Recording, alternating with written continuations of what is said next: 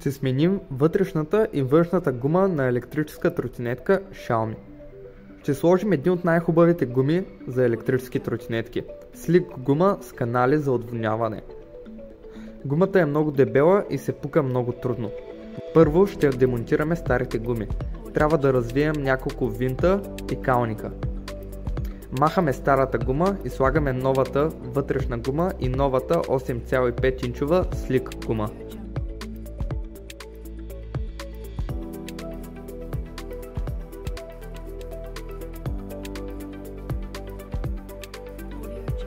Новите гуми, които монтираме, са на марката Niptun, които правят най-добрите гуми за електрически тротинетки, даже Dualtron фабрично идват с такива.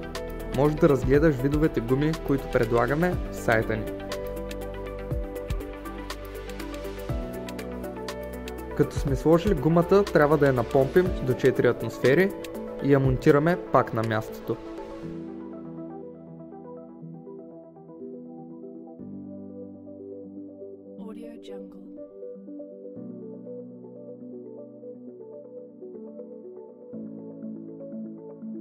Сега ще сменим и предната гума.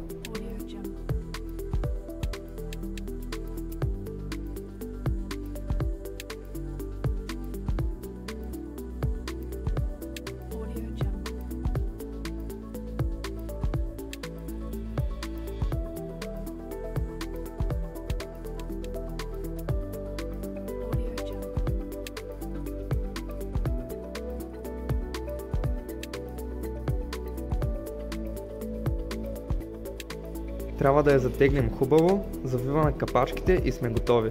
Новите гуми вече са монтирани и тротинетката е готова за теглене.